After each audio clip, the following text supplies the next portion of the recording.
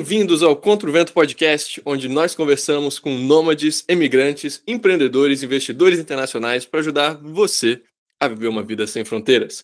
Meu nome é Francisco Litvai, seu host de sempre, falando mais uma vez de Budapeste, Hungria.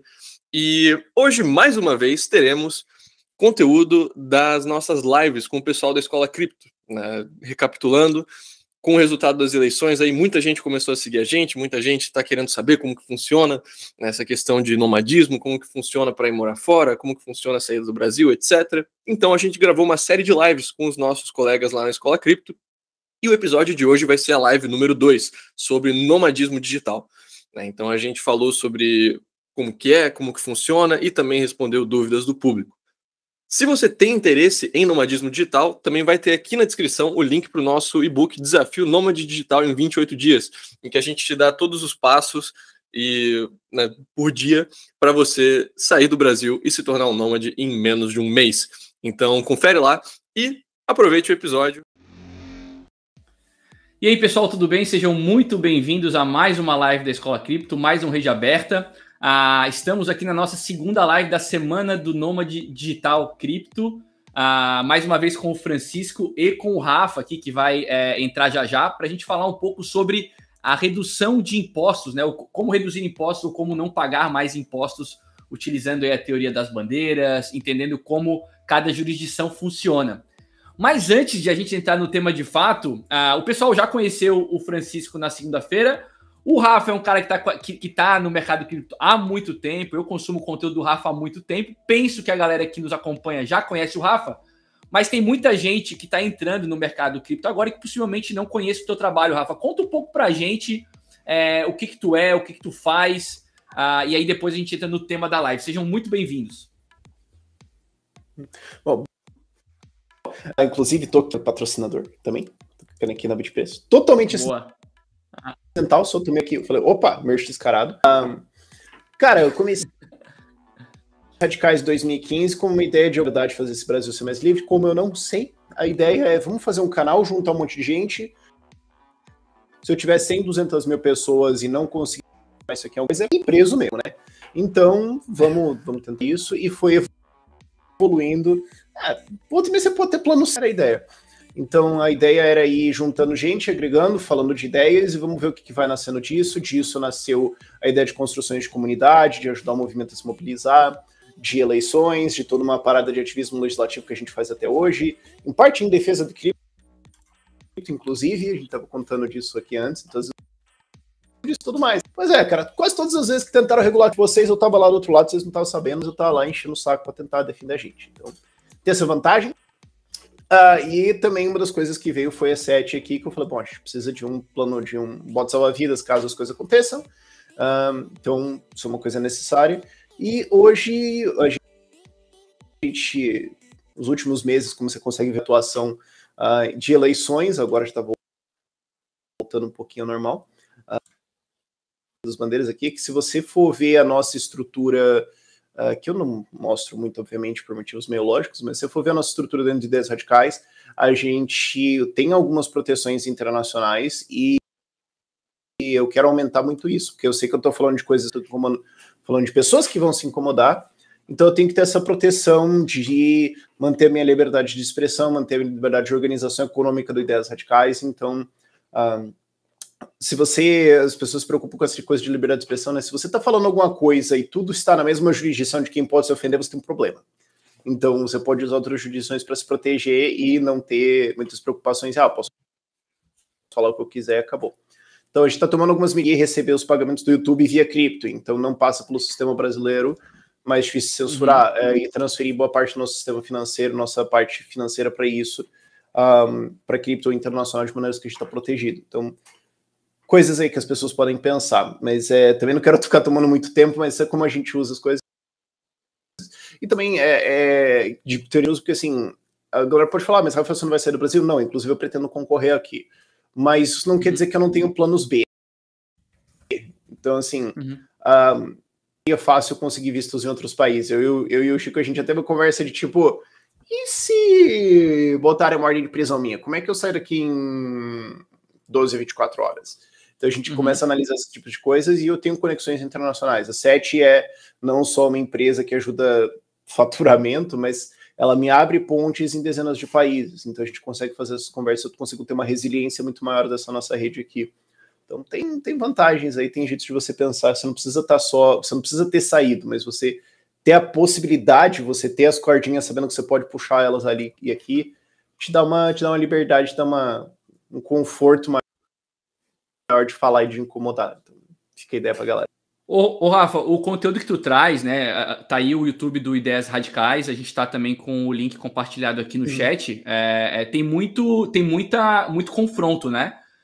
E a gente viu há anos atrás, me fugiu o nome agora, o brasileiro que saiu, o Daniel Fraga. Que mandou o juiz lá, o Daniel Fraga. Não se sabe se ele saiu. Ele sumiu. Pois é. Mas assim, que ele saiu, porque se ele ficou no Brasil, você ficaria pensando meio, ué. Se ele, por exemplo, tivesse conhecimento da teoria das bandeiras, tu acha que ele poderia ter feito isso com mais tranquilidade? Ou tu acha que ele sabia e ele estava preparado estrategicamente para o que ele fez? Ou foi meio atrás de caixa? Eu não sei, ninguém sabe. E se eu soubesse, eu ia fazer corpo mole e ia falar para você que eu não sei. Mas ele era um cara... Eu não tô fazendo isso, só para deixar bem claro. Mas se eu soubesse, eu ia fazer corpo mole. Porque ele é um cara que ele valorizava muito a privacidade dele. Se você for ver, a totalidade que eu conversei, ainda tinha um chat de mensagens do YouTube, umas 8 mensagens indo e voltando. Não foi mais que isso. A gente nunca se conversou, nunca se encontrou. E ele era um cara bem... a privacidade dele. Eu acho isso muito razoável. Que ele sabia o que ele estava fazendo, ele sabia o que fazer. Tanto que quando ele precisou instalar e sumir, ele instalou e sumiu. E ninguém nunca mais achou. Então, tanto que a galera às vezes fala, você sabe onde é que ele tá, não quer ir atrás e tudo mais. Cara, claramente ele não quer, então deixa o cara na toca dele. Vamos saber. Eu não quero saber onde o Daniel Fraga tá, só espero que ele esteja bem. A mesma coisa cara, eu não quero saber. Ele claramente não quer que seja sabido. Ele falou, levantou e foi. Eu respeito isso. Exatamente. Na live de segunda-feira, a gente falou um pouco sobre isso, né? Sobre teoria das bandeiras. O que o Rafa tá falando é da importância de você conhecer esses caminhos para você poder estar protegido, independente das suas decisões, né? Sobre os mais diversos pontos de vista, né? Então você tem aí a sua bandeira da residência. Sim. Eu falei para notar uma coisa também, que assim, ao que tudo que ele tinha estava ali. Então ele tinha a tranquilidade de falar e de incomodar, vamos me processar. Condena isso, vocês vão pegar o quê? Então foi isso que protegeu a liberdade de expressão dele, que permitiu ele levantar e ir embora quando, teoricamente, na maior parte das pessoas, seria um circo fechado ali. Exatamente. Então conhecimento liberta, né? Conhecimento salva. Mas é isso. Então, para quem quiser ver um pouco mais sobre teoria das bandeiras, volta na live de segunda-feira e vocês vão ver bastante conteúdo sobre isso. Foi mais de 1 hora sobre o assunto. Agora, hoje, a ideia é a gente falar sobre redução de impostos através do nomadismo digital, né? Ou até, quem sabe, como eu vi o Francisco falando ontem no Instagram da SET, aliás, quem não segue lá, eliminação, talvez nem pagamento de impostos, né?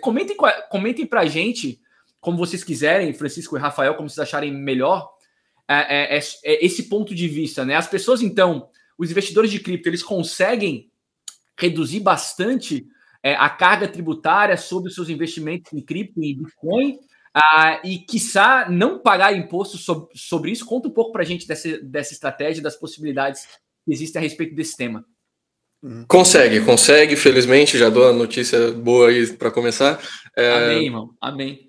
Então, qual que é a ideia de nomadismo, como funciona e por que te permite viver sem impostos? A ideia de nomadismo digital você ganha sua renda de forma remota, pode até inclusive ser com cripto, sei lá, ganho de capitais, DeFi, etc., ou mesmo, sei lá, prestando serviço de programação, mas a ideia é, você tem a sua renda remota, então você não precisa estar em nenhum local fisicamente, você consegue obter a sua renda de qualquer lugar do mundo. E você utiliza isso para sair do sistema, deixar de ser residente fiscal no país que você está, sem se tornar residente fiscal em outro país. Então, a questão de residente fiscal você geralmente tem que pagar impostos no país em que você é residente fiscal. A maioria dos países vão ter uma regra assim de, se você passa aqui 183 dias do ano, você tem que pagar imposto aqui. É o caso da Espanha. Exato. Tem algumas outras regras também, que daí varia do país.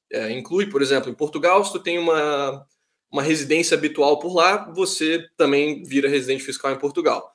Ou países, por exemplo, a própria Espanha. Se a maior parte do seu dinheiro vem da Espanha, a Espanha também fala, não, tem que pagar imposto aqui. Geralmente, se você tem, por exemplo, filho indo para a escola em um país, ou se você tem esposa residente fiscal em algum país, isso geralmente também... O argumento da renda foi o que usaram para enquadrar a Shakira, né? A Shakira também fez merda e passou mais de 200 dias na Espanha por 3 anos seguidos. Aí foi... Aí pesou. Aí não tem muito como, mas né, esses argumentos, assim, no geral, são onde que está o seu centro de vida, né? E geralmente vai ser nessa questão de ou imóveis, ou a sua principal fonte de renda, ou o tempo que você passa, ou mesmo onde que estão seus filhos dependentes e esposa. Mas, assim, evitando esse tipo de coisa, você consegue não ser residente fiscal em país nenhum. Como que você estrutura isso? No caso, a gente, brasileiros, imaginando que a maior parte do público mora no Brasil, a gente tem uma situação muito privilegiada, porque o Brasil permite você deixar de ser residente fiscal sem precisar apresentar uma nova residência fiscal. Não é o caso de Portugal ou Espanha, por exemplo. Portugal e Espanha, se tu quer deixar de pagar imposto lá, eles falam para ti, mostra onde que tu tá pagando imposto agora. No caso do Brasil e também de outros países, tipo Áustria, Alemanha, Chipre, etc., você pode simplesmente, estou saindo, vou fazer a declaração de saída definitiva aqui, e você deixa de ser residente fiscal lá, e você não está no sistema de nenhum outro país. Então, dessa maneira, você saiu do sistema tributário do Brasil, não entrou no sistema tributário de outro país, e você legalmente não precisa pagar imposto em lugar nenhum. Isso é algo que, assim, se você pergunta, sei lá, para um contador da Alemanha, ou se você pergunta para um jurista em algum lugar, eles geralmente não vão saber dizer, ou vão achar, não, mas você tem que estar pagando imposto em algum lugar, porque não é um status oficial, sabe? Você não vai ter um carimbo de nômade no seu passaporte. É um estado que vive entre lacunas, sabe? Você está literalmente fora do sistema, você não está mais em nenhum sistema fiscal. E aí você volta um pouco para aquilo, desculpa interromper, mas volta um pouco para aquilo que eu estava falando de, por exemplo, liberdade de expressão e jurisdição. Se todo o meu sistema, se toda a minha parte de renda e patrimônio, etc., está num país onde quem quer me perseguir não tem jurisdição, eles têm que pedir, por favor, para o outro país, tipo, processamos o cara aqui porque ele falou que o Xanão é um careca. Tá bom, mas condenaram R$50 mil. Eu não tenho esse dinheiro aqui. Vocês podem me prender? Não. Então vocês podem fazer alguma coisa? Não. O que a gente precisa fazer é pedir, por favorzinho, para outra jurisdição, e daí é um processo bem complexo dentro de justiça. Por favor, pegue o dinheiro dele lá e paga a gente. Quando você não tem essa jurisdição para ser contatada para alguém alegar, ele vai fazer o quê? Estados operam por jurisdições, então se ele não tem como alegar isso aqui é meu, ele tem um problema. Que é, por exemplo, o que o Francisco estava falando de no Portugal e Espanha, para você sair fiscalmente, você tem que apresentar qual é a sua nova. Então eles querem saber quem que é o dono. Esse é o ponto importante de você entender a jurisdição. Você responde a quem? Quem é o seu novo dono? Quem é o seu novo dono? Você explica para quem? Então, quando você usa a legislação para não ter nenhuma delas, nenhum deles consegue alegar que é deles. Isso é uma coisa muito importante dentro de tributário, ou, na verdade, qualquer coisa de justiça, mas tributário. É alegar a jurisdição, o país poder afirmar, é meu. Então, se você não está em nenhum deles, não é um status oficial. Mas esse é o ponto, não tem nenhum lugar com status oficial. Isso pode dar um problema, adiantando talvez um pouquinho aqui, se você quiser fazer uma coisa maior, tipo, se você aparece assim, eu vou não ter jurisdição por, tipo, sei lá, 20 anos da minha vida. Tá. E você quer comprar um imóvel em algum país um pouco mais convencional, abrir uma conta num país um pouco mais convencional. Peraí. Ficou 20 anos fora do sistema e aparece aqui com $40 milhões que comprou a casa. Eu tenho perguntas. Então talvez seja interessante, de repente, você fazer algumas coisinhas.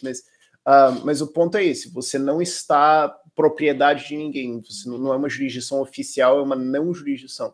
Então ninguém pode alegar propriedade. Para usar um termo um pouquinho menos técnico. Exato. Boa. Vamos entrar nesse ponto também depois de soluções de longo prazo e etc. Mas assim, só recapitulando então o básico, né? A ideia principal é a gente tem aquele critério dos 183 dias na maior parte dos países. Então, como nômade digital, se você quer não ter nenhuma residência fiscal, você geralmente vai ter que alternar aí entre, no mínimo, uns 3 países por ano. Então, sabe, você fica 3 meses aqui, 3 meses aqui, 3 meses aqui, fica numa rotação aí, ou vai para outros países também, e você consegue ficar fora do sistema sem ter imposto de renda em lugar nenhum. Ainda vai ter impostos que você vai pagar, por exemplo, IVA, né, o imposto indireto, ICMS quando você vai comprar alguma coisa, etc. Isso aí não tem como você fugir. Ou, por exemplo, se você tem, sei lá, dividendos que você recebe de corretoras americanas. Lá vai ter uma retenção de 30% sobre dividendos para pessoas que não moram em países de acordo com os Estados Unidos. Então, isso também dá para otimizar, mas, assim, no geral, ainda vão ter impostos, mas você não vai ter o imposto de renda, né? Imposto sobre a sua renda da pessoa física.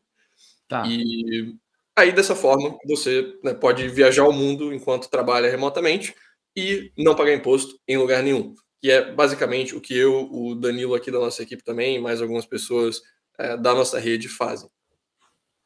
Tá, então assim, beleza, mas essa situação ela é muito viável para pessoas, por exemplo, que não possuem filhos, né? Existe alguma solução para quem tem filhos? Porque eu imagino que a nossa audiência aqui tem um perfil um pouco de pessoas um pouco mais velhas, é um pouco diferente da audiência da maior parte dos outros canais, são pessoas um pouco mais velhas, um pouco mais maduras.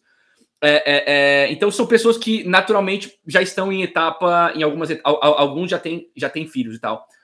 É possível que essa galera consiga se manter sem jurisdição nenhuma? Existe algum tipo de macete para essa galera? Porque com filhos na escola, tu até consegue, mas vai ser muito complicado tu ficar mudando de três em três, viver em 3 países por ano. É isso que eu quero dizer. Existe alguma outra alternativa para não ter jurisdição, além dessa de mudar, de viver em 3 países durante um ano, mais ou menos? O cara comentou ali, passa a guarda para a avó, muito bom. Cara, seguinte... Começa por homeschooling. O que dá para fazer? Começa por homeschooling, né? Você não vai conseguir ter isso numa escola estável e tudo mais.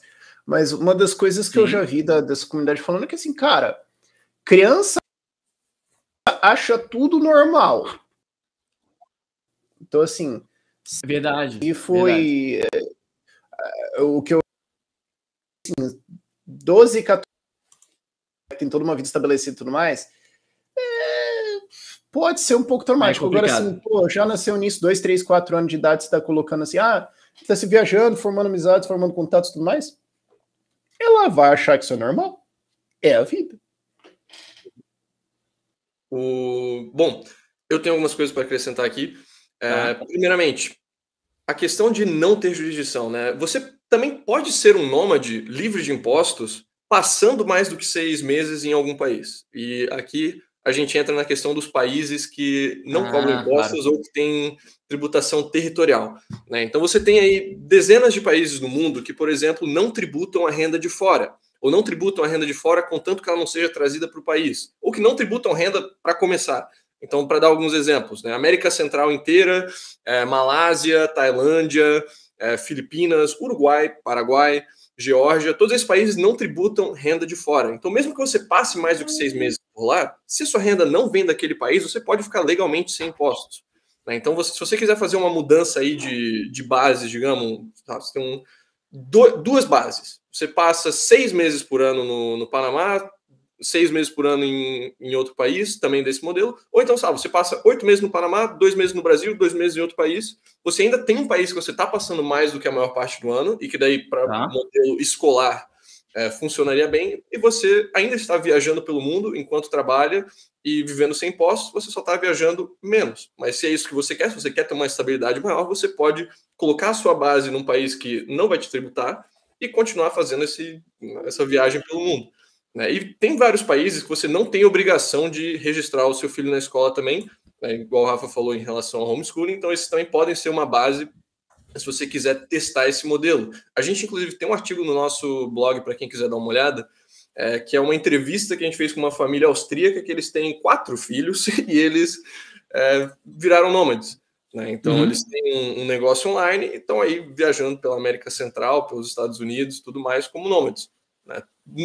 É mais difícil, é diferente do modelo convencional que a gente foi ensinado? Sim, mas ser nômade também é diferente do modelo convencional que a gente foi ensinado. Você já está tomando um risco, você já está fazendo algo diferente do usual, né? vale a pena tentar, mas para quem quiser ter essa estabilidade maior, você pode se estabelecer, digamos, Panamá ou Uruguai a maior parte do ano, aí passa uns 2 meses na Argentina, passa uns 2 meses no Brasil, aproveitando a vida, mas tem a sua base principal, digamos, no Uruguai. Por isso a pessoa saber se ela quer viver esse tipo de vida, porque é um tipo de vida um pouco diferente, né?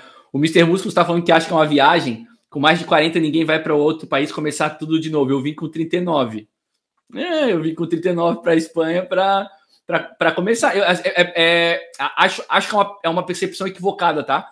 A gente está acostumado a ver, obviamente, pessoas mais jovens tendo esse tipo de iniciativa, né, de se mudar e tudo mais. Mas eu conheço muita gente aqui que está se mudando, que está mudando de país com filhos pequenos, com mais de 40 anos, tá? Alguns em virtude de cripto, outros não. Então, eu acho que é uma premissa equivocada pensar que só jovens estão se mudando, né? Eu acho que muitas coisas devem ser levadas em conta e algumas coisas incomodam tanto pessoas mais jovens quanto pessoas mais velhas. E aí a busca por essas jurisdições menos agressivas, né? Menos agressivas ao seu bolso, sem dúvida nenhuma, pode acontecer em qualquer momento. Ó, a Luciana tá falando aqui, ó, eu super iria ainda que na faixa dos 50 anos. O Rafael Casemiro tá falando que o sonho dele é ficar viajando assim. Atualmente o máximo é Imbituba, Garopaba. Tá bom, é alguma coisa já. O Menino Dourado tá falando o seguinte, ó, eu mudei com minha esposa para Inglaterra com 38 anos, sem nem saber inglês, e tô muito bem. O Gustavo Vargas, que é membro lá da nossa comunidade, ele falou que está começando a validação do diploma dele. O Gustavo é médico, está começando a validação do diploma dele de medicina para Portugal. Ele até me mandou... A gente tem parceiro para isso, né, Chico? Tem, inclusive. Vale lembrar disso. Porque isso é uma barreira de saúde, né? Porque você vai para outros países, via de regra, trabalhar aqui. Não, tem a burocra. Então, a gente tem um parceiro na SET que ajuda com toda essa revalidação de diplomas de saúde. Não é só medicina, se eu lembro bem, né? E a questão é os países que está cobrindo agora, pelo que eu me lembro, ele estava fazendo Portugal, Espanha, Alemanha, Itália, Reino Unido, Irlanda, Canadá, Estados Unidos e Austrália. Acho que era isso que tinha atualmente. Que é os principais onde eu acho que você iria com diploma de saúde, assim. Os outros vai ter algumas coisas particulares locais, mas... Exato. Assim, em questão do nomadismo, acho que vale mencionar uma outra coisa também, né? O nomadismo não precisa ser algo perpétuo, né? A gente até fala... O link da SET tá no chat, tá? Só o pessoal procurar, o link da SET tá aí no chat. Desculpa, Francisco, segue. Não, assim, a gente até fala de ser um viajante perpétuo, tá aí viajando entre país e país, mas não precisa fazer isso para a vida toda, né? Você pode muito bem fazer a saída do Brasil junto com a sua família, faz o nomadismo, sei lá, por 1 ano. Se você tem, digamos, 4 países que realmente te interessam, eu quero saber como que seria aqui, em vez de você fazer uma decisão de imigração, que é algo tão grande, com base, sabe, que você viu no YouTube, ou com, sei lá, 1 semana de férias que você passou no país, se você tem a flexibilidade via renda remota ou via economias que você já tem, você pode muito bem fazer um nomadismo, sei lá, por 1 ano ou por 6 meses, conhece essas opções em detalhes, vê como você se sentiria morando lá, o dia a dia, a rotina, como as pessoas interagem contigo, e aí depois você se estabelece ali realmente de forma mais fixa. O nomadismo pode ser também uma forma temporária para avaliar outras opções de uma forma que você não conseguiria só pela internet ou só ficando 1 semana de viagem, por exemplo. Essa pergunta é muito boa. Acho a ideia nômade legal, mas muito longe para a maioria da comunidade. Possibilidades de diminuir o impacto de impostos de criptomoedas sem a necessidade de ficar migrando fisicamente. Existe? Essa pergunta é boa. Existe, mas é o tema da próxima live, né? Daí a gente já dá o spoiler. Tá. A live do dia 7, né? A live do dia 7. Dia 7 é segunda-feira, é isso? É segunda-feira, eu acho, né? Então, a live 3 é sobre isso, hein? Segunda-feira, fiquem atentos. Se inscreva no canal, ative o sininho e ative o sininho para serem notificados quando entrarmos ao vivo. Primeira live foi segunda, a segunda é hoje, sobre redução de impostos, e a terceira vai ser na semana que vem. Depois eu pego aqui exatamente qual que é o título da live da semana que vem.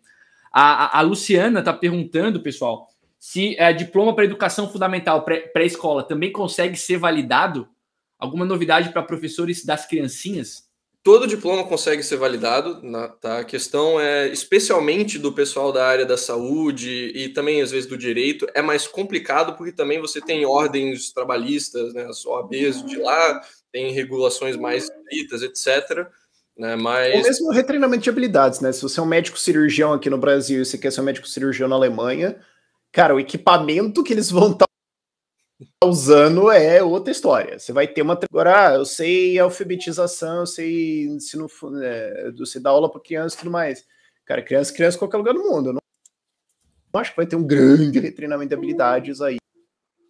Só a questão do idioma, provavelmente, né? Dependendo de onde vai, mas ainda assim, você consegue validar o seu diploma em qualquer lugar do mundo. Vale mencionar, acho que é relevante aqui, os lugares mais fáceis para você fazer revalidação no geral são, Portugal, tem um acordo de amizade com o Brasil que simplifica o processo para grande parte das profissões e também não tem que fazer tradução juramentada de nada, o que poupa custo, poupa tempo, poupa estresse. E também no Mercosul, né, você tem alguns acordos aí de integração educacional e tudo mais que simplifica a questão de revalidação e autenticação aí de diplomas. Por exemplo, para fazer imigração para o Uruguai ou para o Paraguai, você não precisa nem traduzir o documento original brasileiro, você vai com o documento lá, sabe? Não, simplifica também esse processo, poupa custo, poupa tempo. Então, no geral... Sempre lembrei do Ronaldinho Gaúcho, que foi preso com passaporte falso no Paraguai. Mas aí a gente não está recomendando isso. Né? Idiota, ele podia passaporte falso. Então, assim, Mercosul, cara, CNH digital do celular resolve. Exato. Ó, pessoal, só para colocar aí na tela, ó, a live da semana que vem vai ser como proteger o seu patrimônio, né? No dia 7 às 7 da manhã também. Então, para a gente finalizar aí a semana do Nômade Digital Cripto. Lembrando que a gente tem um e-book, é o primeiro link na descrição do vídeo, que inclusive o conteúdo foi disponibilizado pelo pessoal da SET. Só vocês baixarem o primeiro link na descrição do vídeo para vocês terem acesso a um conteúdo de altíssima qualidade. Pergunta do Gustavo Vargas, pessoal. Quais países facilitam validar diploma de especialidade médica? Ele está falando que tem uns que não podem. É a mesma regra geral que a gente mencionou aqui. Portugal, Mercosul e também outros países de língua portuguesa vão ser geralmente os mais simples na questão burocrática, etc. E aí a dificuldade depois varia de país para país. Né? No geral, o mais complicado para o pessoal da saúde geralmente é os Estados Unidos, né? Que aí você às vezes tem que ter um registro num estado só, por exemplo, e depois se quiser atuar em outro estado, tem que pegar o registro lá no outro estado, tem que às vezes fazer residência novamente, etc. Então, no geral, Europa costuma ser mais simples do que os Estados Unidos. E vale mencionar também, uma vez que você está revalidado em Portugal, por exemplo, que é o país mais simples para brasileiros, você também simplifica o processo de poder atuar nos outros países da União Europeia. Então, também dá para fazer uma ponte, digamos, começar em um e depois ir para outro. E um princípio legal que eu vivo falando é que, assim, também decorar todos os países é complicado. Agora, o que eu sempre falo é, cara, procura um país que precisa de você. Vai ser muito mais fácil.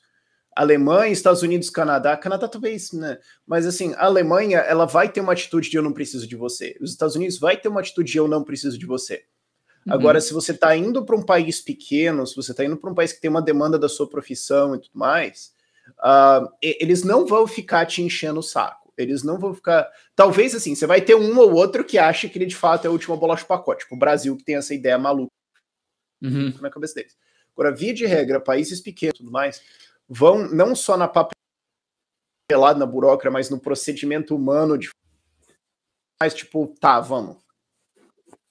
Ô, Rafa, e tu que acompanha bastante isso, eu sei que há bastante tempo já, eu me lembro, eu acompanhava o teu conteúdo quando tu estavas lá para a Estônia e tal. Tu acha que isso aí acontece mais em virtude de países que têm uma população mais velha e aí precisam de todo tipo de profissional, porque a população envelheceu bastante, precisam de mais jovens? Ou também existem países em que esse não é o principal problema, mas determinadas profissões são necessárias?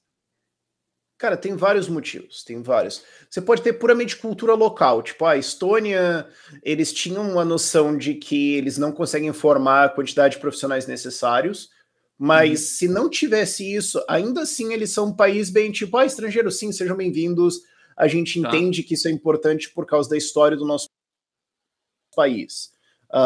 Então, você tem vários... isso pode ser uma atitude cultural, pode ser demanda da profissão, pode ser uma visão de país, E também aí uma coisa legal do nomadismo, né? Que é você testar essas coisas. Que é você poder falar, ó, aqui no papel esse país é A, B e C, tá? Mas deixa eu ir lá tomar café com o pessoal, deixa eu ir lá ficar lá uma semana, 2 sendo turista. Você ainda tá... Agora, passou disso, você vai começar a sentir qual é o rolê, qual é realmente a sensação das pessoas, você vai começar a conversar com as pessoas e tudo mais. E aí você pega qual é a disposição em você. E aí você escolhe legal com isso. Isso foi uma coisa que eu senti muito na Estônia, por exemplo, né? Quando eu estive lá. Portugal era meio uma atitude constante de, mais um brasileiro, foda-se.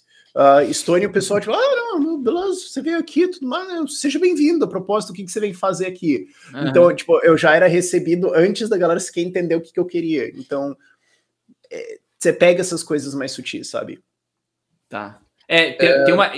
Tem um lance que é muito importante de ser dito, que eu só senti agora, tá? Eu já viajei bastante durante a minha vida, conheço todos os continentes do mundo, tive em lugares extremamente inesperados, assim, então eu já conheço bastante do mundo, eu sempre gostei muito de viajar, conhecer outras culturas e tudo mais. Mas foi a primeira vez que eu comprei só passagem de ida, né? Eu tinha vontade, né, de comprar só passagem de ida para realmente ficar mais tempo num local, para me estabelecer naquele local. O máximo que eu tinha ficado tinham sido 4 meses na Austrália, em casa de família, quando eu era muito jovem e tal. E é completamente diferente, o que o Rafa falou é a mais pura verdade. Completamente diferente você se estabelecer de você viajar. Tem algumas percepções que você só tem morando, né? Você, então, passando por todas as burocracias necessárias para você se estabelecer naquele local. Você, por exemplo, conhecendo o processo que é para você tirar um documento naquele local, porque aquilo te dá acesso à escola dos teus filhos, conviver com as famílias locais. Tu tem essa possibilidade, é muito fácil quando tu tens filhos na escola. E aí aqui na Europa tu não tem negócio, né? Também. Tem que fazer negócio com as pessoas e ver como é que você é recebido ou não. Exato.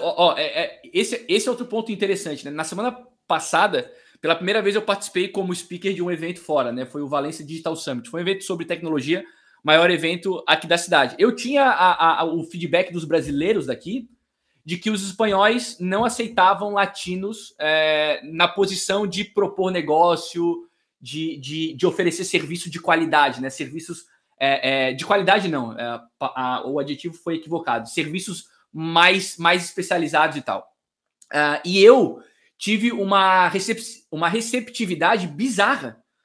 Eu conheci um cara aqui que está tokenizando operação imobiliária, o Raul Alarcon. Esse cara me apresentou para o Blockchain Hub de Valência e os caras me receberam de braços abertos. Aí me conheceram, tinha um painel nesse evento sobre educação em criptoativos e blockchain e me convidaram para participar. Braços abertos, ou seja, na mesma cidade, a percepção que muitos tinham foi completamente diferente da percepção que eu tive e que eu só pude experimentar porque eu estou vivendo aqui e estou tentando me inserir dentro desse ecossistema, não é? E isso deve fazer muita diferença, né? O Francisco tá a cada 3 meses no local. Deve ser completamente diferente em cada local, né, Francisco?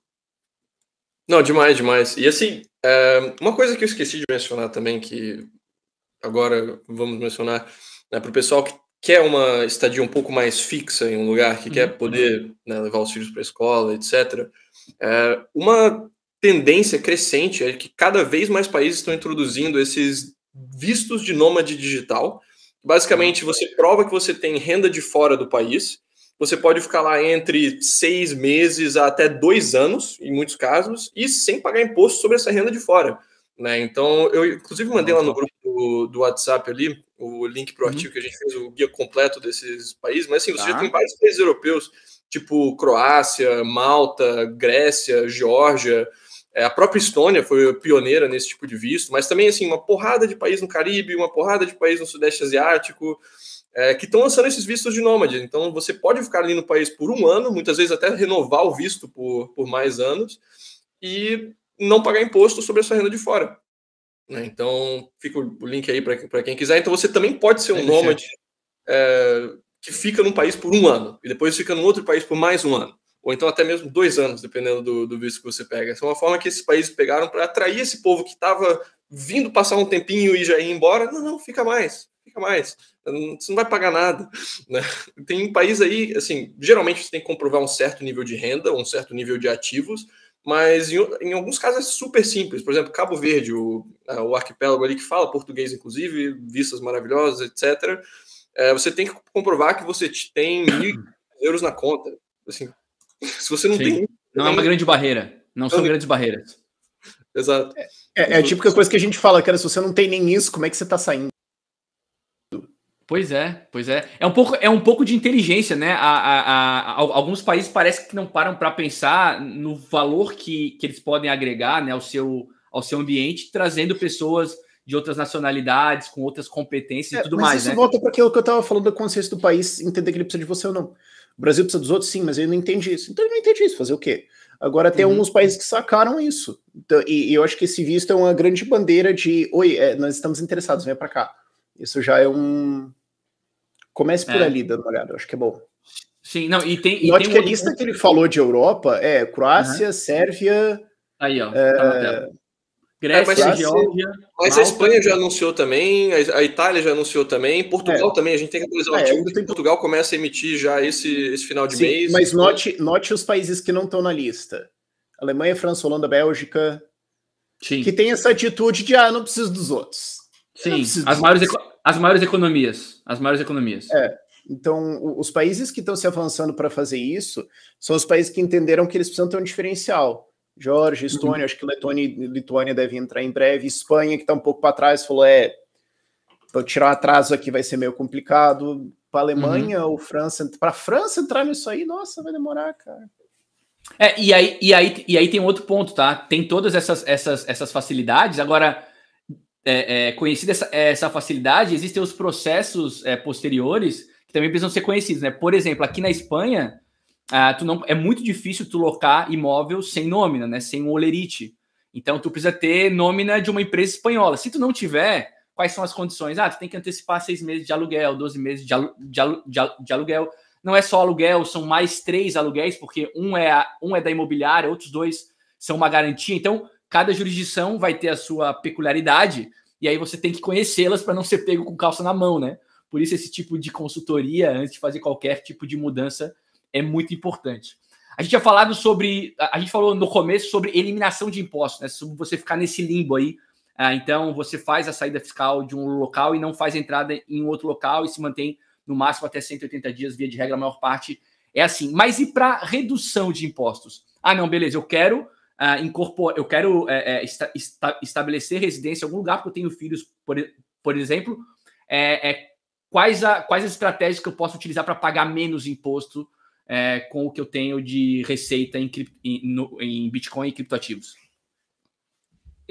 Seria essa estratégia que a gente falou, assim, de você é um nômade que gosta de viajar e tal, mas você tem uma base mais fixa, aí você escolhe um país que tenha ou impostos baixos, ou que não tributa renda de fora, ou que não tributa renda de fora, contanto que ela não seja trazida para o país, ou que não tenha nenhum imposto, por exemplo, os Emirados, né, muito popular atualmente também, Dubai, Abu Dhabi. No caso, se você é um nômade, né, você quer estar podendo viajar pelo menos, você geralmente vai escolher um país que é mais flexível no quesito de tempo que você tem que ficar no país para manter a sua autorização de residência. Então, por exemplo, Costa Rica, até você obter a residência permanente lá, você tem que ficar 3, 4 meses por ano no país. Agora, no Uruguai, uma vez que você tem a residência permanente lá, você só tem que estar no país uma vez por ano para manter a residência ativa. Ou no caso, você precisa estar no país uma vez a cada 6 meses para manter a residência ativa. Isso já simplifica bastante se você quer ter um lugar fixo, quer ter uma residência real, mas não quer precisar estar lá o tempo todo, ou quer poder fazer uma viagem longa e depois voltar, etc. Uma pergunta para quem não quer ter um grande impacto cultural, né? O cara é brasileiro e não quer ir para um lugar super gelado e tal. Quais são boas jurisdições para as pessoas mudarem e terem algum tipo de benefício fiscal em comparação com a situação que teriam no Brasil? Cara, a nível fiscal, assim, América Latina, se você quer um país latino, etc. Uruguai, Paraguai, Panamá, Costa Rica são todos países aí que você não tem imposto sobre renda de fora e você tem uma situação climática aí semelhante. Claro, o Uruguai vai ser mais frio, o Paraguai vai ser mais quente o ano todo. Panamá e Costa Rica são aí bem Equador, né, apesar de você ter algumas regiões de montanha aí. Em termos de Europa, os países mediterrâneos todos têm algumas vantagens fiscais dependendo da sua situação, né? Então, Portugal tem o regime RNH lá, que por 10 anos você tem o imposto capado em 20% sobre a renda local e aí 0% sobre alguns tipos de renda de fora. Espanha tem um programa... Sobre alguns tipos, entre eles, cripto? Atualmente, ganhos de cripto não são tributados em Portugal por uma decisão lá da entidade fiscal portuguesa, mas eles já estão incluindo no plano de começar a tributar no que vem.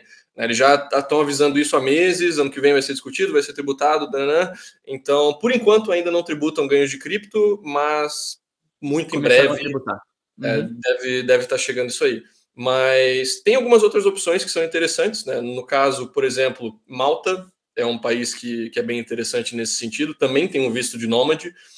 No visto de nômade, a sua renda de fora é isenta, e eles têm vários programas especiais aí que você paga pouco imposto, né? Não vai ser zero, mas vai ser pouco. Tem uma taxa mínima, basicamente, de 5 mil euros. Malta, vale lembrar um negócio que volta e meia ela aparece naquela lista de países que mais cobram impostos em empresas, né? O Brasil tá em 30% e vai lá, e tem lá Malta 35%. Ninguém paga 35% em Malta. Porque é um imposto progressivo, né, Rafa? Então, assim, os caras falam até China... que é um base... Direito, acho que o Chico conseguiu explicar isso melhor, mas você tem uma base de 35 e uma lista absolutamente colossal de jeitos que você consegue reduzir isso, ao ponto em que você na prática ninguém paga 35. Basicamente, Malta tem um sistema bem engraçado que é o sistema de reembolso.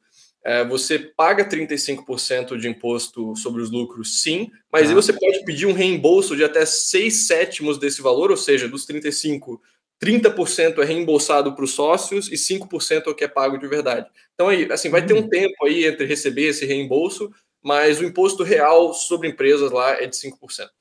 Daí os 30%... Isso aí a galera vê isso na lista de 35% e fala, puta que pariu, cara, é a União Soviética, o que tá acontecendo? No Brasil... e algumas pessoas olham para falar, não, até que é um país na Europa que diz que é um país fiscal, mas não é, porque eles cobram tudo mais.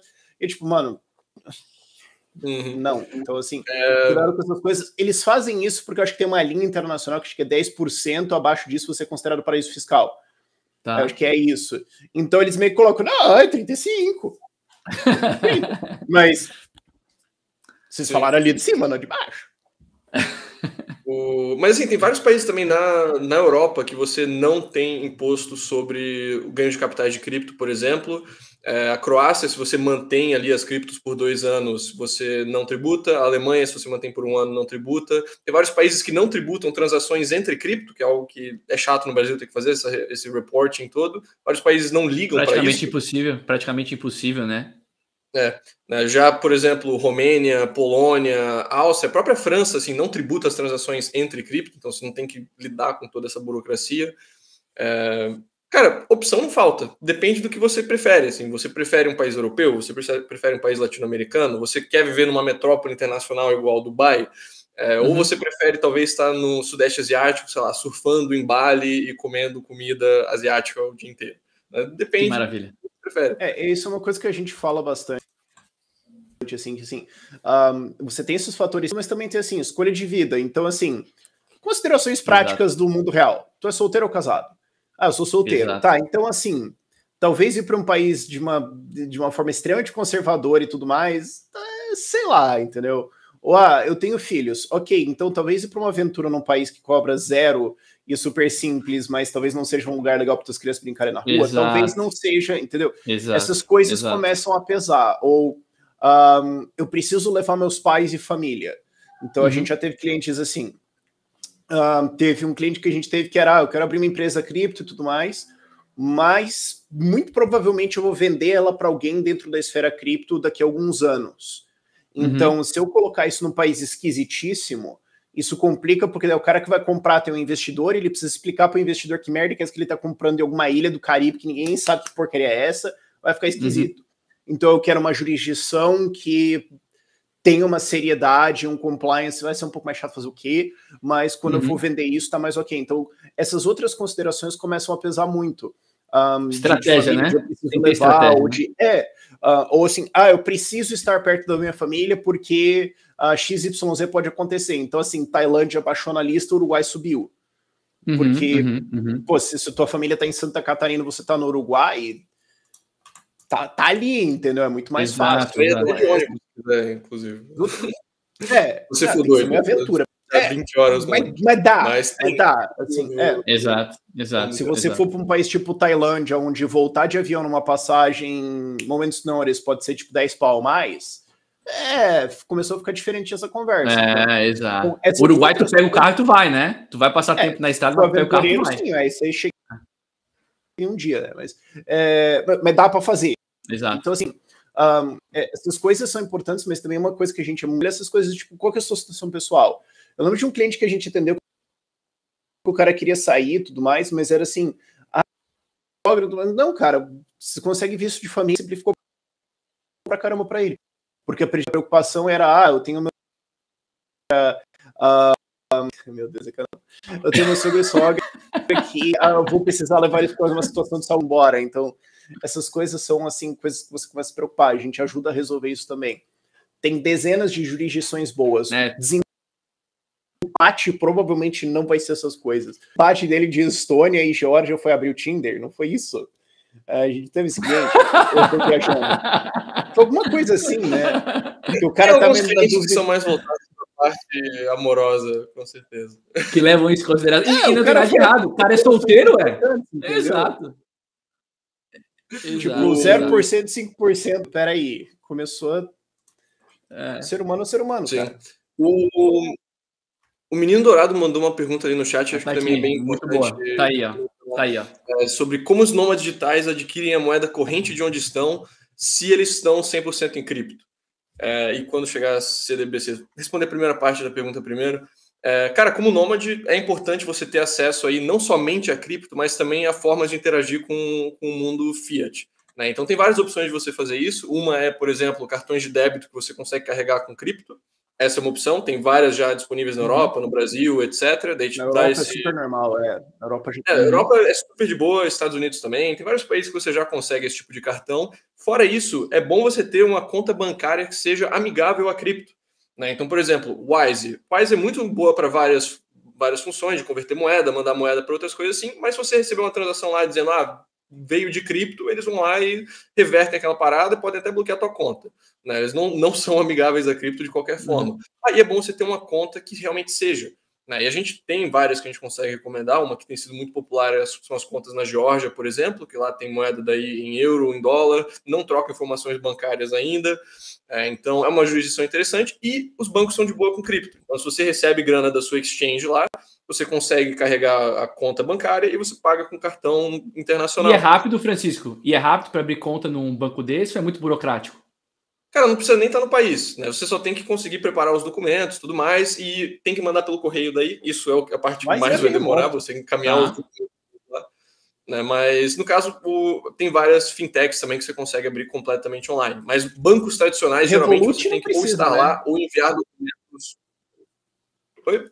Revolut não precisa, né? Revolut você abre remoto, Wise você abre... o Revolut, a Revolut agora tá fazendo custódia de cripto, né? Eles anunciaram, acho que foi ontem ou anteontem. Foi um anúncio bem recente, completamente crypto-friendly, assim. É bem recente, foi ontem, eu acho que eles anunciaram que eles vão ter uma... Você pega o cartão lá, vai no caixa, saca e... morreu. Exato. Porque, assim, ó, eu já falei isso na segunda, mas não custa repetir. Tem ATM aqui em Valência, por exemplo, de Bitcoin. Mas o spread é bizarramente alto, assim. Se o Bitcoin tá 20 mil, para tu vender, eles vão te comprar por 18 e para tu comprar, tu vai pagar 22, entendeu? Então o spread é muito alto. Então esses cartões realmente acabam sendo uma boa solução. Até a Ripple, que é uma empresa da Argentina que comprou a Bitcoin Trade, eles têm um cartão também, o Ripple Card também funciona. Então, não sei se tem alternativas além das ATMs e dos cartões para quem ATM, cartão de cripto, tem a opção também de você utilizar uma conta de banco tradicional que permita você receber dinheiro da exchange, e também tem a situação de você utilizar aquele serviço tipo, sabe, Bitrefill, que você pode pagar contas, verdade. Pode gift card, né? etc, com cripto, que assim, não vai servir para tudo, mas consegue ajudar para várias coisas. Por exemplo, você consegue pagar faturas lá consegue colocar crédito, por exemplo, de celular no Paraguai e no Uruguai só com cripto através da Bitrefill. Né? Então, dependendo de onde você está, pode ajudar com bastante coisa. Dê uma olhada ali, o aplicativo é gratuito, inclusive, eu tenho ele aqui. e bem útil, né? Mas eu diria que essas são as opções principais, assim. Ou, claro, você faz algo P2P. Por exemplo, na Argentina, isso é muito comum, um país que tem hiperinflação chegando, né? Mais de 5% ao ano. Uma coisa que eles têm lá são os cuevas, né? Você não quer utilizar a taxa que o governo dita do peso para o dólar, né? Para o peso para as outras coisas, porque você vai estar perdendo muito dinheiro. Aí o que o pessoal faz lá, você tem o contato dos caras que fazem isso via WhatsApp, você fala, eu quero comprar dólar, eu quero comprar peso, tu manda para ele em stable, manda para ele em Bitcoin, e aí depois, em 30 minutos, chega um cara na tua casa com um tijolo de notas de peso. Né? Então, dependendo do país, tem de opção. Meu Deus. Tá, e quanto às CBDCs? Esse é um ponto importante, né? As CBDCs vão acabar com isso, com a privacidade das pessoas? Qual que é a expectativa de vocês a respeito do lançamento dos ativos digitais dos bancos centrais? Vocês acham que isso vai facilitar para o Nômade ou isso vai dificultar, vai se tornar uma barreira? Porque agora talvez o banco saiba que você está trocando um ativo como esse. Não sei nem se vai ser possível, mas parece que sim. Eu estava lendo uma notícia de que o Swift, né, já está fazendo testes, né, de transações entre moedas centrais, entre moedas digitais de bancos centrais, porque eles utilizam tecnologias diferentes e tudo mais. Qual é a expectativa de vocês para as CBDCs? Vão ajudar o Nômade Digital, o Nômade Digital que é investidor em cripto, ou vão atrapalhar? Cara, acho que de forma geral, assim, todas essas coisas que visam diminuir a sua anonimidade, visam diminuir a sua privacidade, são um negativo e são algo que, assim, vão requerir que você tenha um planejamento maior, que tenha mais cuidado.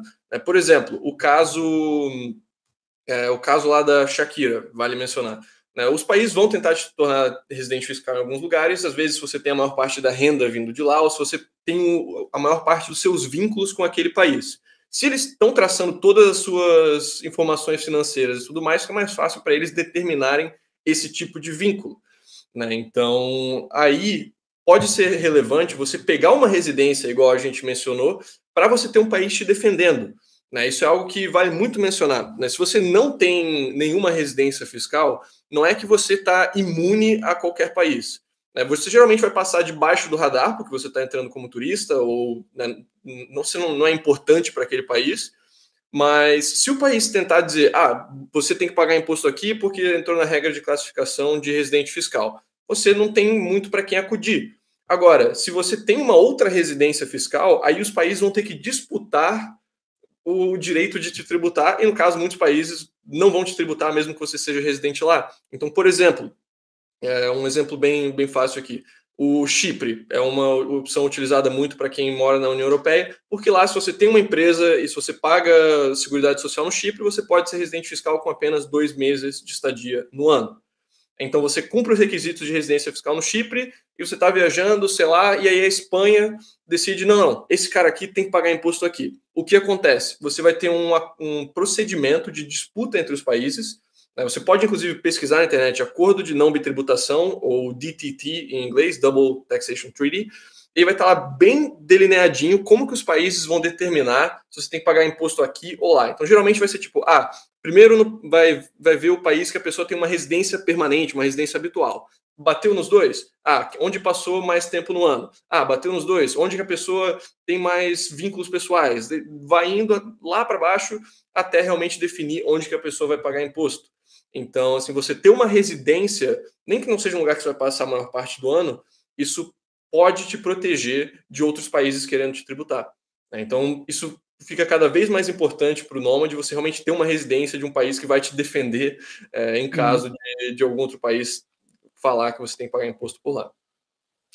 Mas as CBDCs, a expectativa é que com o surgimento das CBDCs a gente não tenha mais dinheiro de papel e então que a transação entre as partes se tornem de uma vez por todas públicas, né?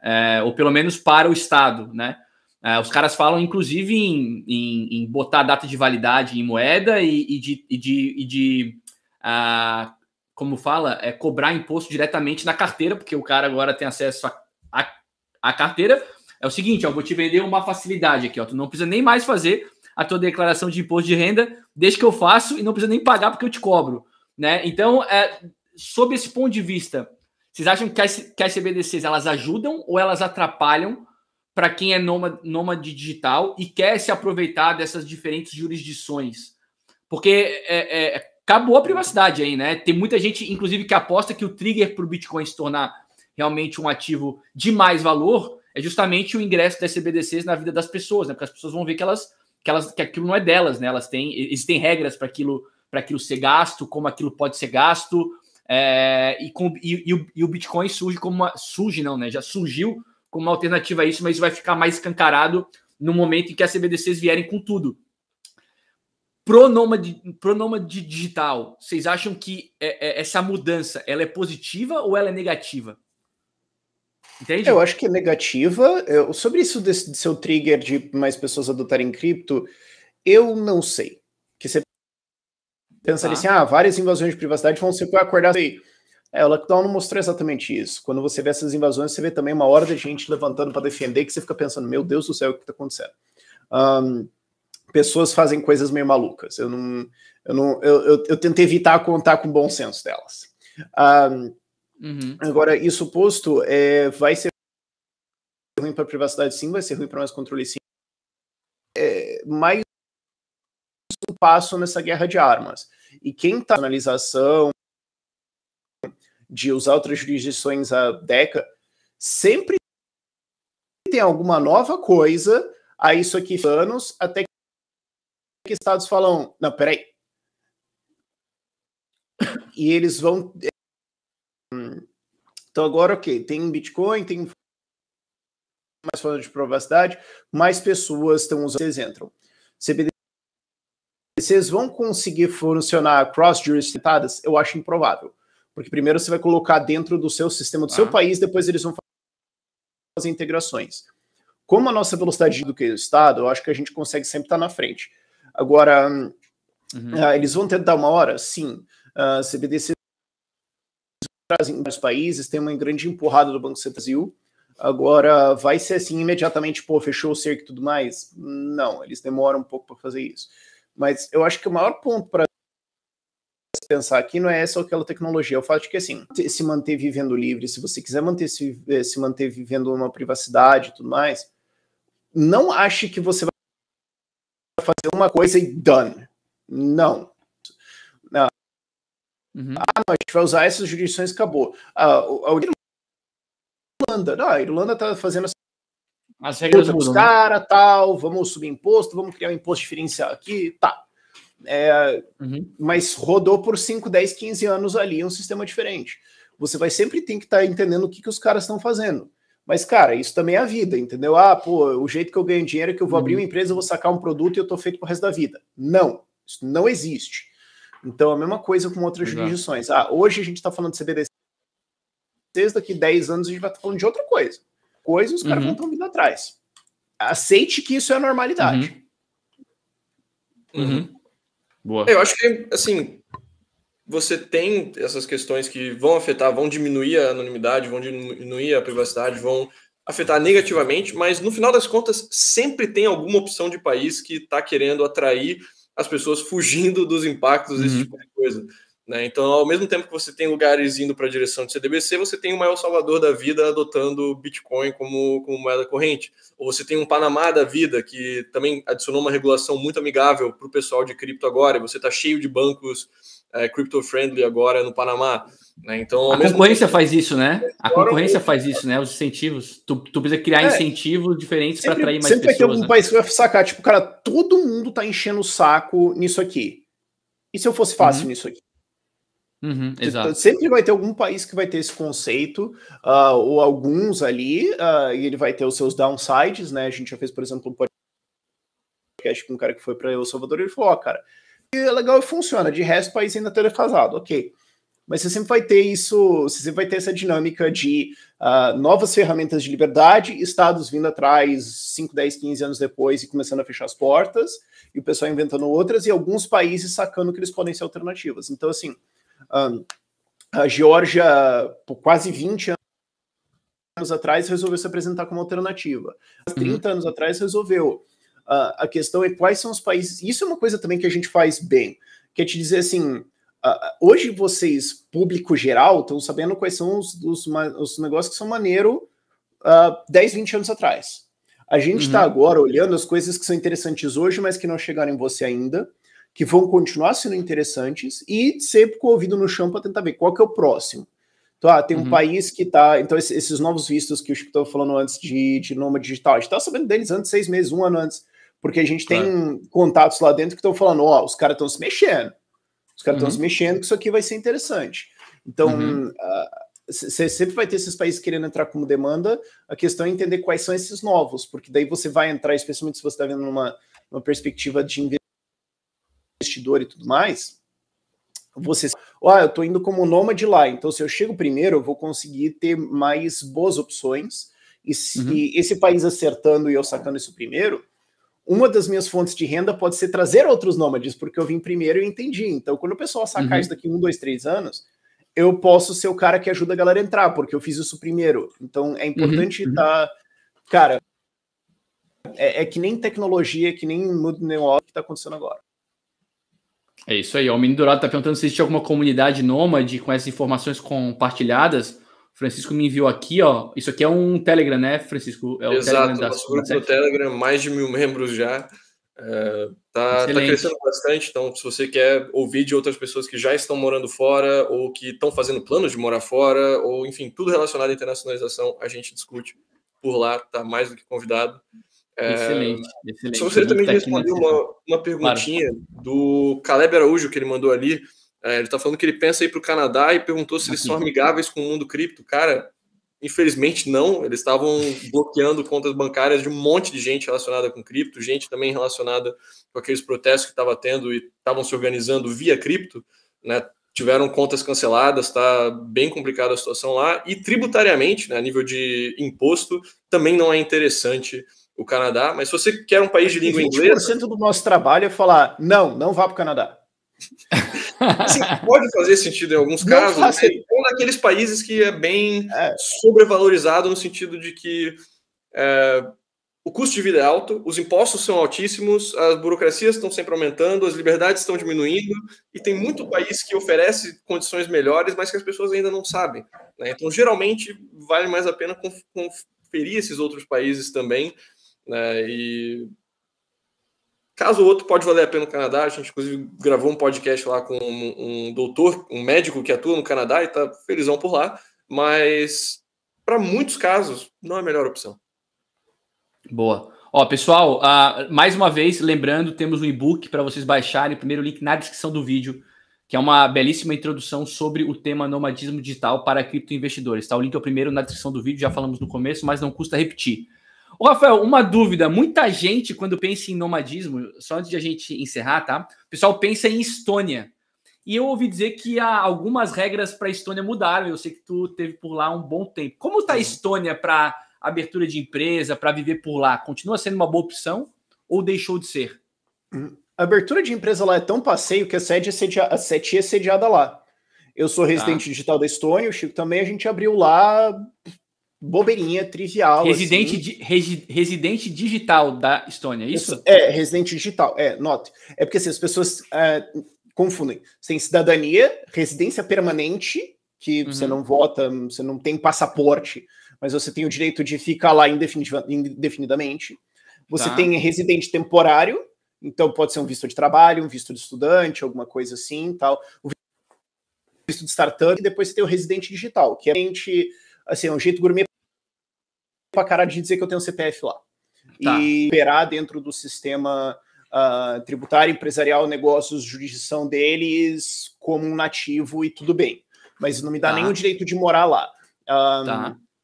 Então são coisas diferentes, ok? Mas em termos de abrir empresa lá, em termos de facilidade para as outras pessoas, é bem simples. Todo mundo que eu fui lá achou a coisa mais trivial do universo abrir empresas lá. Eles têm agora o visto de nômade digital, o que é um reconhecimento deles, mas a própria admissão deles, eu falei já com umas pessoas que estão operando dentro de governo, eles acham que a barra está meio alta de renda. Foi um pouco intencional, eu acho, mas possivelmente, especialmente agora o governo Kaja Kallas deve dar uma baixada, Eles têm 1.000 euros de renda mensal. É uma régua meio alta. E eles mesmos falam 3.500 euros mensais. É meio alto. Existem conversas de baixar isso, mas não sei em que pé tá. Faz algum tempo que eu não converso com meus contatos mais contatado lá. Tá. Agora, eles têm vários outros vistos também muito simplificados.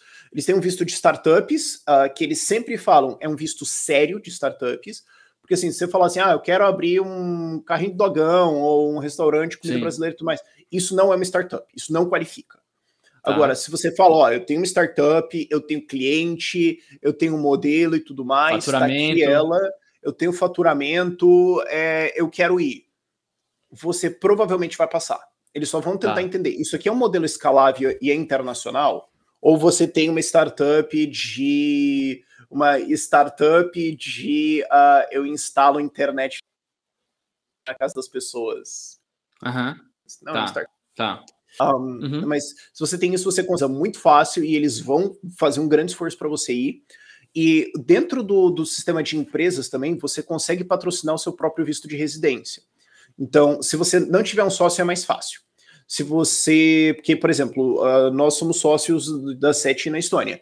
Então, a gente tem que ter capital integralizado. Eu acho que 60 mil euros, alguma coisa.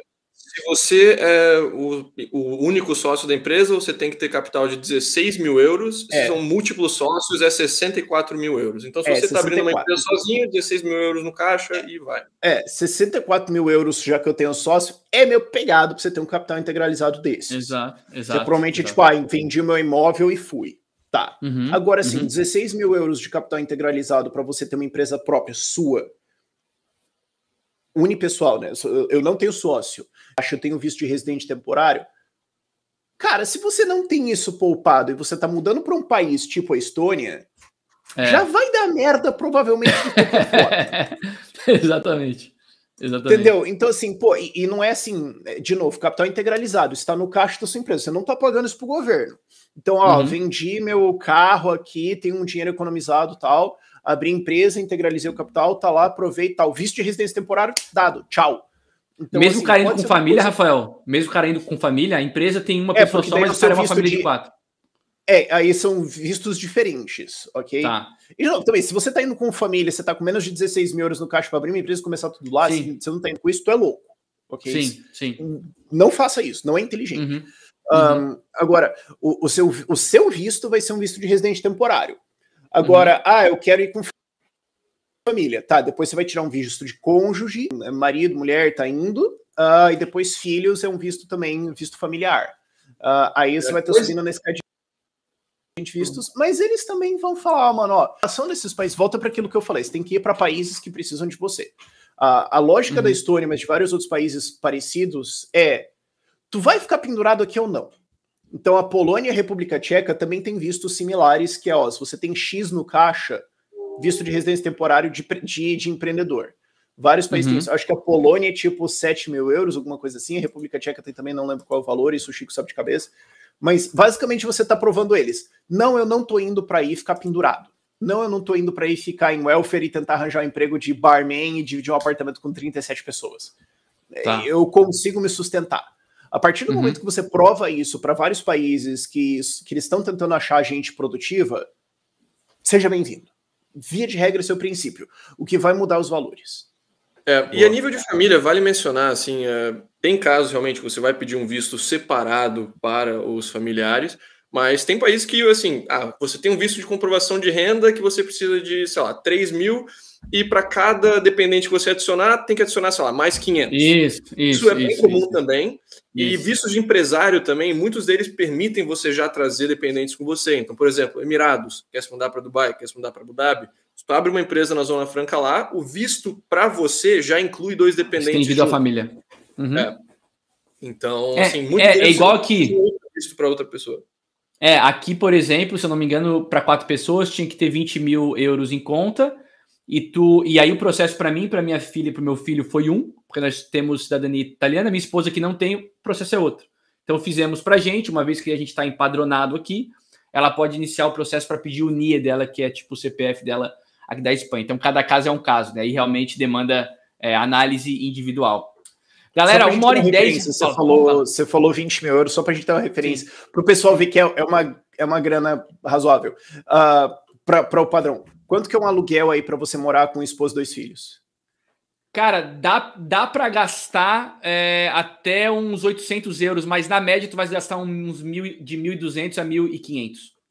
Então aí quando a gente vai colocar mais alimentação, despesas, etc., a gente já está falando 2 mil euros, 2.500? Uns 3 mil euros. Então os caras falarem que você precisa de 20 mil para ficar, é o razoável de ser se banca por dinheiro nem para um ano, né? É dinheiro nem para um ano. Não dá nem um ano. Então assim, de novo, se você não tem essa grana, você provavelmente não ia conseguir de qualquer forma. Tem gente que faz, né? Mas é muito arriscado. Realmente, como o Rafael falou, acho que não é recomendação para ninguém, né? A gente vê nos grupos, por exemplo, quando você se muda, você inevitavelmente acaba participando dos grupos daquela cidade dos brasileiros. Tem gente que chega com uma mão na frente e outra atrás. Realmente muito preocupante. As pessoas precisam se planejar para fazer isso. Eu fui fazer isso com 39 anos e eu não fiz antes porque eu não sentia que eu podia fazer antes. Então, especialmente quando você está com família, com filhos, tem que tomar realmente muitíssimo, muitíssimo cuidado. Pessoal, 1h15 já de papo, excelente, passou voando. Quando o papo é bom, passa rápido. Lembrando a galera aqui que está nos acompanhando, a primeira live foi segunda, hoje a primeira live foi segunda, a segunda hoje está sendo na quarta-feira, e a próxima vai ser no dia 7, na segunda-feira da semana que vem. Dia 15 de novembro, nós teremos a imersão Nomadismo Digital para criptoinvestidores. As vagas ainda não estão abertas, mas serão abertas muito em breve. Então, para quem tiver interesse, se inscreve aqui no canal, ativa o sininho para ser notificado quando entrarmos ao vivo, a gente vai avisar nas nossas redes sociais. Fala, Francisco. E vale mencionar, a imersão não é apenas para quem quer virar nômade e ficar viajando pelo mundo, também é para quem quer emigrar para países amigáveis a cripto, a gente vai falar desses países também, para quem quer abrir empresa em países amigáveis a cripto, a gente vai falar desses países também. Vai ser um intensivão, teoria das bandeiras, no geral, não apenas no nomadismo. Exatamente. Rafa e Francisco, obrigado. Querem deixar considerações finais? Não, imposto é roubo. Boa. Francisco? Valeu pelo convite novamente, João. Sempre um prazer estar aí. A gente se fala, então, no dia 7 e também na imersão. E quem quiser saber mais sobre nomadismo, né, já fica ali os links que foram passados na descrição, o guia de vistos digitais, o desafio Nômade Digital em 28 dias, que a gente tem também, falando assim, semana por semana, como se preparar para sair do país em menos de um mês. E o nosso grupo no Telegram também, se você quiser conversar e ouvir da comunidade. Todos os links estão aí no chat, pessoal. Tenham uma excelente quarta-feira. Até a próxima e tchau.